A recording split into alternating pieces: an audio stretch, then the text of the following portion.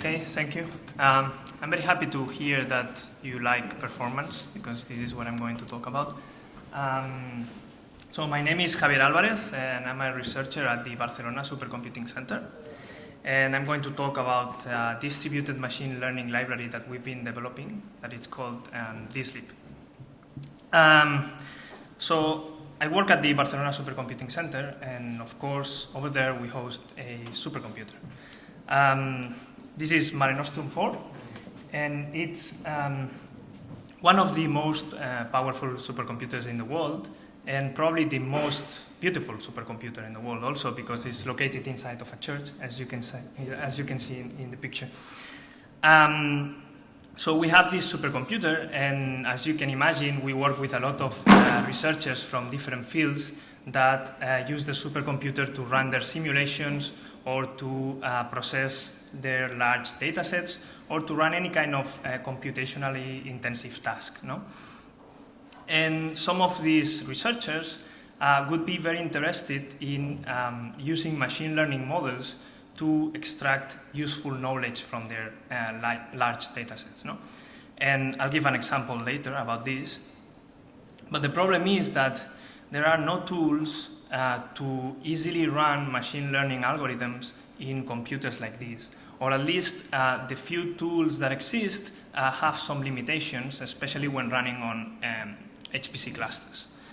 And to solve this problem is why we built our distributed machine learning library that is called dislib. Dislib is built on top of PyCOMPSs programming model.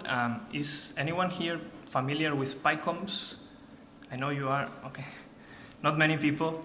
I'll say a little bit more about PyCOMPSs in a minute. It's just a distributed computing programming model for Python. Dislib also provides a distributed data representation, meaning that it provides a data structure that you can load data into it and work with it as a regular Python object, but it's completely distributed amongst your available resources. No? Dislib also provides a scikit-learn interface. I'm going to assume that all of you are familiar with scikit-learn, more or less. As you know, scikit-learn is one of the most popular machine learning libraries for Python, and it provides a really clean interface that it's really easy to use, and it makes machine learning accessible to people who's not an expert in machine learning. So dislib implements the exact or a very similar interface to scikit-learn, and it also provides transparent parallelism, which means that you work with dislib as any other regular Python library, and you don't have to worry about any kind of, anything about the distribution process or the parallelization process. No? So a little bit about PyCOMPSs. As I said, dislib is built on top of PyCOMPSs. PyCOMPSs is a distributed computing programming model for Python, and the objective of PyCOMPSs is to make creating distributed applications really easy. And the main idea is that you can take your sequential code and just annotate some parts of the code, some methods, as tasks that can be executed in parallel. No? And PyCOMPSs will automatically detect at runtime which of these tasks can be executed in parallel, and will automatically decide where to schedule them, and it will automatically handle everything. No? Another nice feature that PyCOMPSs has is that it is infrastructure agnostic. And this means that PyCOMPSs applications can run on multiple platforms without any changes in the source code. And PyCOMPSs currently supports a lot of different distributed platforms like clouds, the old grids, HPC clusters, any other clusters, containers, even resource managers like Apache Mesos, for example. So your PyCOMPSs application doesn't need any changes to be executed in all these different platforms. And as I said, PyCOMPSs also handles all the parallelization process automatically. No? Developers don't need to specify IP addresses or to handle data partitions or to handle data transfers or anything. Everything is handled under the hood automatically by PyCOMPSs.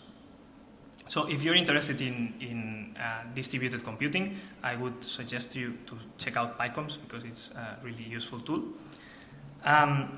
So dislib is built on top of PyCOMPSs, and it provides a scikit-learn interface. I just wanted to show you a little bit how dislib code looks like compared to scikit-learn code. In this example, I'm running a k-means clustering algorithm, and I'm just basically loading data from a file and then instantiating the k-means object and fitting it. And as you can see, both codes are extremely similar. The main difference being that the code on the left is going to run in a completely distributed way. It's going to run in totally parallel. So also, if you look at the code on the left, where it says load text file and it returns a dataset, this dataset is what I was referring to as a distributed data representation. So this load text file, what it's going to do is to load the file in a parallel way. It's going to read it in parallel, and it's going to store it amongst all the available resources that you have. And in this way, we can load much larger datasets than with a regular sequential library like scikit-learn. So how does dislib do compared to scikit-learn? I'm going to show you some numbers of a real application, scientific application. We've been collaborating with some scientists from the University of Barcelona, some astrophysicists, and they were trying to find open clusters in the sky in data collected from the Gaia satellite, data from 2.5 million stars. Open clusters are special groups of stars. I don't exactly know the details, but they were basically running dbScan clustering algorithm to find these open clusters. No? And what they were doing was to split the sky into multiple regions and then running dbScan on each of these regions with different parameters. No? And then they were collecting data, all the results, and doing some post-processing to find the open clusters. So they were doing this with scikit-learn, and they were executing more than 6,000 dbScans in a series of for loops. So what we did was to take their scikit-learn code and port it to dislib, and this wasn't difficult because, as I said, both scikit-learn and dislib have very similar interfaces, APIs. And as you can see, we obtained a nice performance improvement. So for them, it was their application in scikit-learn was taking more or less 18 hours, and we were able to run it in less than 18 minutes using 192 cores in Mare Nostrum 4 supercomputer, which is a nice speed up. So you might be thinking, this is nice, but there are other parallel machine learning libraries over there. And yes, you're right. And two of the most similar libraries to dislib are daskml, which runs on top of Dask, and mllib, which runs on top of Spark. And these two libraries are really great, but they have some limitations, especially when running on HPC clusters. No? They are not, Spark and Dask are not completely compatible with this kind of infrastructures. No? And apart from that, we did some experiments to see how dislib would perform against daskml and mllib. And I'm going to show you some numbers. So this is running a Gaussian mixture model, which is a model that is typically used for clustering. And we run this on Mare Nostrum with an increasing amount of nodes, up to 32 Mare Nostrum nodes, which is 1,536 cores. And as you can see, dislib is much faster than mllib. In this case, I'm comparing it with mllib. And you can see that dislib is much faster than mllib. And it's not only much faster, but it can also handle much larger data sets. So in the plot on the right, you can see that there are some missing points for mllib. And this is because I could not run the experiments in these cases, whereas I could run them with dislib without problems. And some other numbers, this is running k-means clustering. And here I'm comparing dislib with daskml and mllib. And you can see that the results are very similar as before. Dislib is faster than daskml and mllib, and it can also handle much larger data sets. You can see in the plot on the right, with 2 billion samples, only dislib was able to handle that amount of data. So to conclude, dislib is a distributed version of scikit-learn. Was I fast? That's good, no? It's a distributed version of scikit-learn. It's multi-platform, which includes HPC clusters, but it's not limited to HPC clusters. And it's able to efficiently handle large data sets. It's normally faster than other existing libraries and can handle much data. This is it. Thank you very much.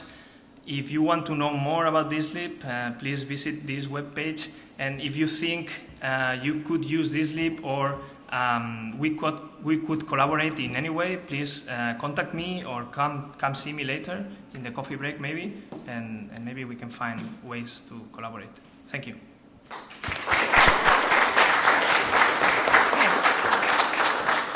Now we have a lot of time for questions.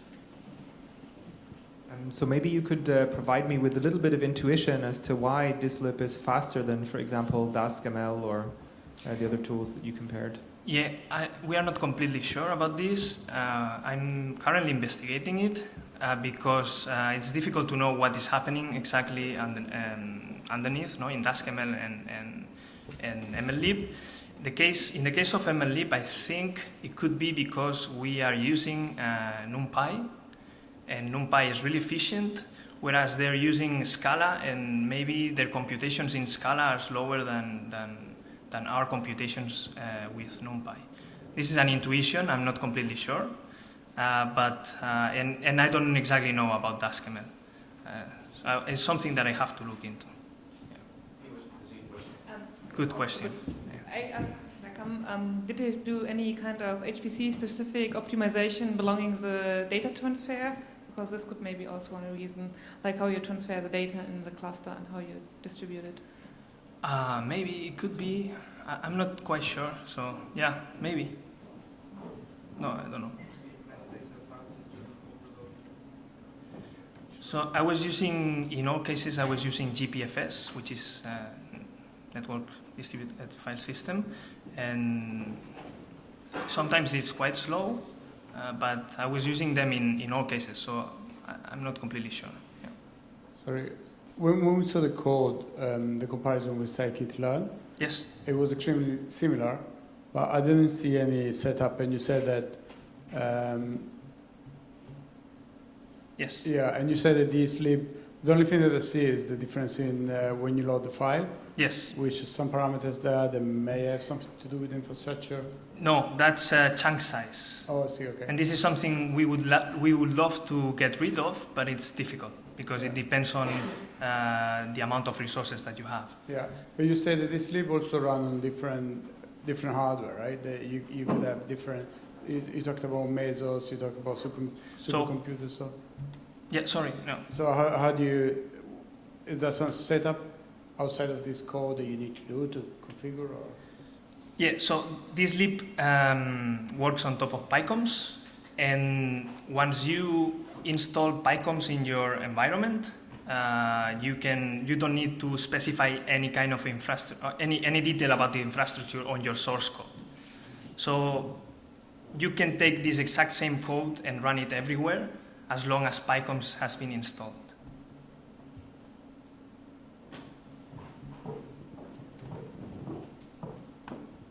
So I have two questions. Thanks for the talk. So one is very standard, which is what's the coverage of the scikit-learn machine learning API as compared to, for example, daskml. So you showed the k-means, but... Oh, yeah. We have... just roughly. I would say we've got more algorithms than daskml. Okay. K-means, Gaussian mixtures, support vector machines, dbScan, nearest neighbors, alternating least squares, PCA, linear regression, and maybe a couple more that I don't remember now. All right. No, that's great. Thanks. And you said also that Dask doesn't support some clusters. So, for example, I know it supports the SandGrid engine-based clusters or LSF-based clusters. What specifically do you mean? What does it not support? Yeah. No, I didn't mean that it doesn't support clusters. I just meant that it has some limitations. For example, so in Dask they provide an Slurm cluster class, that is supposed to work on Slurm clusters. But I could not use it because our Slurm configuration is not compatible with their implementation. So I had to build my own launch scripts manually for Dask, also for Spark, to be able to run it on Mare Nostrum. So this is what I meant.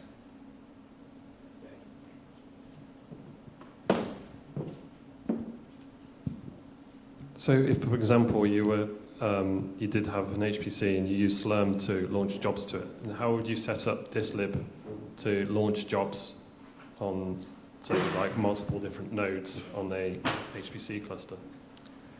Sorry, I didn't get the question. So how do you set up dislib to launch jobs on multiple nodes on the HPC cluster when you use Slurm, for example? Yeah, so as I said, PyCOMPSs takes care of everything. So once you install PyCOMPSs, and it's not difficult to install it, you tell it which resources you have, or or if you're using Slurm, for example, and then you run dislib as a PyCOMPSs application, and we've got a script that is called enqueueCOMPSs that will enqueue your job into the Slurm system, and then it will just run normally. Thank you very much for that. Very interesting. I have a couple of questions. One is like how easy it is to extend dislib to implement your own algorithms. For example, if we're working on some image processing stuff or deep learning or whatever, and if it has some, maybe it's a question more for PyCOMPSs, if it works on GPUs as well. Yeah, so yes, PyCOMPSs supports GPUs. We haven't tried dislib on GPUs yet. And to extend it, well, everything is completely open source, of course. And to extend it, you would need to be familiar with PyCOMPSs, at least, to be able to decide which parts of the code you want to distribute and run in parallel. Yeah. More questions? So, okay. And, thank you again. Thank you.